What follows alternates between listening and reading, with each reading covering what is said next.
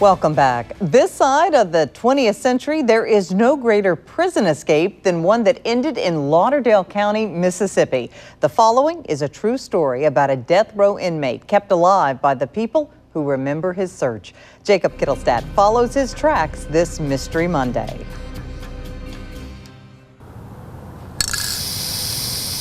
It might just look like graffiti, but to some people, it reads as a threat. That he was going to catch us and kill us and kidnap us. It was just scary times. We didn't have very many criminals in the area. We've got tapes, we've got kids' toys, we've got books, we've got ornaments, we have antiques. Donis Chatham says she was just 8 years old when she first heard about death row inmate Luther Musselwhite. This is where we would put his mugshot, if it existed, but it said he was a bushy-haired former Marine with combat training. He was in his early 20s, but stood only 5'3".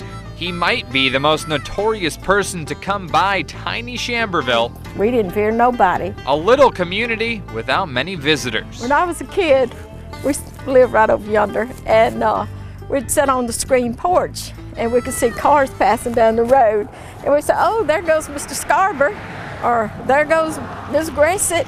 We just knew everybody's cars that passed by on 19. Newton County, Mississippi in 1954, there's not a whole lot of excitement going on, so anything like that, that was certainly exciting and intriguing for a 7-year-old boy. The crime happened in Columbia, Mississippi. Writer-historian Ralph Gordon also remembers the search coming near Union. Only now, as an adult, is he starting to learn what really happened. I could never find anything about his family or where he was from, and he beat this guy to death in a beer joint down in Marion County, and beat him so bad one time that he knocked him out of the door and out into a bumper of a car.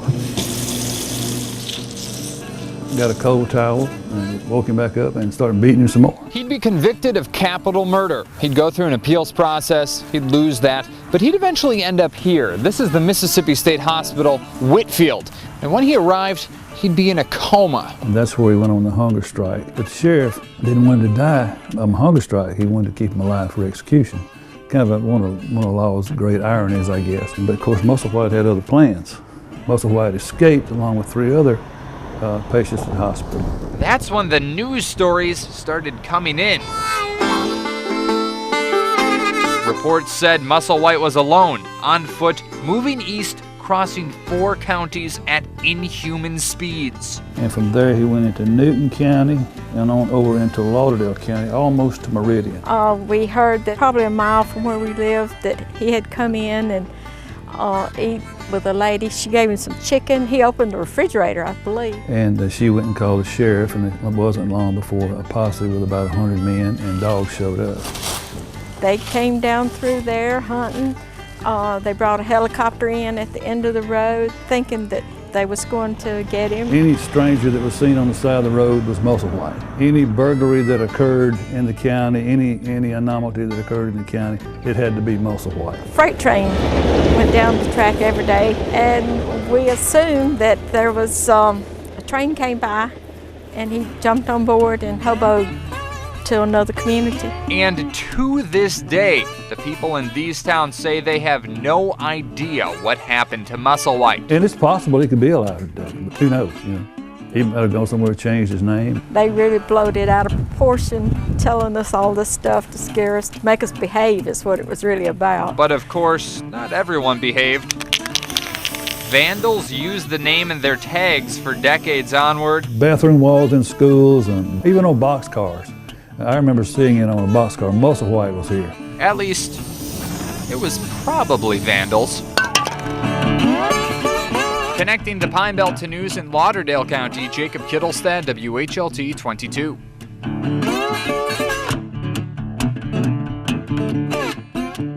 Thank you, Jake. If Musselwhite did survive the chase and is still alive today, well, he would be close to 95 years old. It's doubtful he's still doing any running. Charles Dickens wrote the most famous Christmas ghost story, but in Meridian, Mississippi, there's another tale of a Christmas spirit. It's said she's a young girl who comes out most frequently during holiday parties. Jacob Kittilstad brings you this Christmas carol in a Yuletide Mystery Monday special. The calming glow of Christmas lights touches almost every inch of Mary Hope Mansion. This tree is done by the Meridian Arts Council. Karen Wallace is the coordinator of their annual Trees of Christmas event. And you just almost want to eat the cupcakes. And this year, civic groups decorated 25 trees with the theme Moments to Remember. And in my mind, the tree will look a certain way. And the decorator always exceeds my vision. Our iconic tree, of course, is the Mary Hope tree. And those ladies took apart their ball gowns and took apart their costume jewelry, and they made these beautiful balls of different sizes, and the biggest are about that big. Trees sprout in every corner in each of Mary Hope's 20 rooms. It's the biggest fundraiser for the Meridian Restoration Foundation, seeking to fix up historic places in the Queen City. This home was built in 1858. The first part of this home was built by Richard McLemore, one of the founders of Meridian, and is one of 6 buildings left standing after Sherman made his famous march through Meridian. When you have a lot of people who live in a house over this many years, there are a lot of stories, and a lot of things are told about the house. And what kind of things have been told about the house?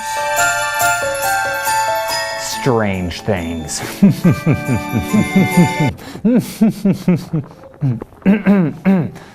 Sorry, didn't mean to scare you, but there are stories of a friendly ghost that lives right upstairs. This room is our museum room, and we have memorabilia from all through the years of Mary Hope. And on its wall, a painting of a girl named Eugenia. Her specter, wearing white or green, has been spotted countless times by workers and visitors, especially during the Christmas season. And she lived here as a young girl, and she passed away at a very early age. And her portrait was in a home on the coast. And after Camille, that portrait of Eugenia was sent back to this house and donated back to this house. When her portrait was sent off to be evaluated for restoration, her presence left. And when the portrait came back, they started seeing Eugenia again. Because they set up cameras and recording instruments and everything, and they really talked to the spirits. And the people who are on better terms with the spirits than I am say that we have a good many who are not so friendly, even though Eugenia is kind of the lady of the house. The theme of Geography Awareness Week. And that means these trees are safe from haunting, as if it were decorated in the Victorian era. but of course her presence isn't only found under the tree. My only, tentative exposure to Eugenia was in the summer, and I'm very hot-natured.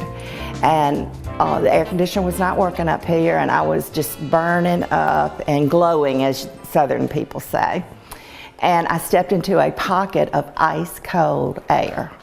And then I stepped out, and I stepped back in, and I did that 6 or 7 times. And if it were Eugenia, she probably said, well, I was trying to help you out, just forget it, because then I didn't feel it anymore. This is the dream wedding tree. Exploring the unexplained this Mystery Monday, Jacob Kittilstad, WJTV News Channel 12. The group is also working to restore the F.W. Williams home, repairing damage that was done during Hurricane Katrina. Now, they describe it as one of the best examples of Victorian architecture in the state of Mississippi. When you think of a stereotypical down-home Christmas like one shown on greeting cards and advertisements, one kind of sled is always there. We're talking about that kind where there's real wood and real metal. So how did it turn out that those sleds came to be produced in a place where snowmen are an endangered species? Jacob Kittilstad slides into West Point, Mississippi this Mystery Monday.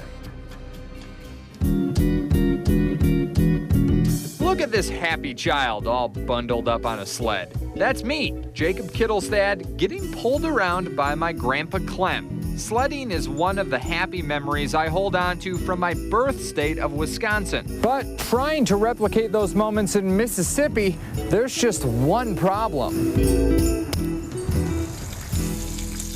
Ice and snow, it just doesn't stick. And that's why this factory is such a conundrum. It's empty now, But Charles Poindexter says it used to be full of employees and full of sleds. In 1975 on until 1993, the flexible flyer sled was made in West Point, Mississippi. It is a pivot here and pivot here, plus a slide back and forth here, and which in turn allows those runners to turn. The metal parts was all bent, stamped, and painted here in this building. We had a carousel assembly line where you put the parts on conveyor, and the sleds was assembled and went through a nailer and nailed the boards on. At the time we was building sleds in this area here, we had a pit over here. But isn't making sleds in Mississippi a bit like building boats in the desert or sewing swim trunks in the Arctic?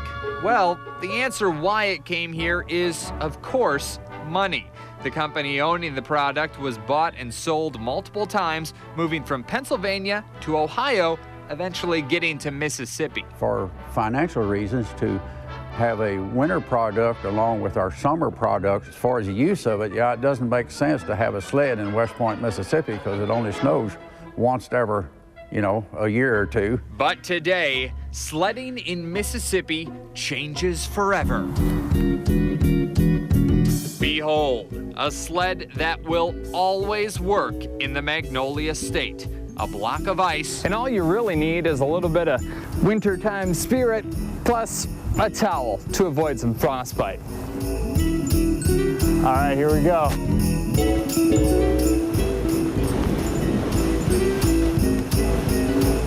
Exploring the unexplained this Mystery Monday, Jacob Kittilstad, WJTV News Channel 12. Only Jacob could figure that one out. I'm sure the ice block melted by the time it got down there. Well, the West Point factory door shut its doors in 2007, but the sleds are still manufactured, albeit in China. However, small batches may still be produced statewide in Maine.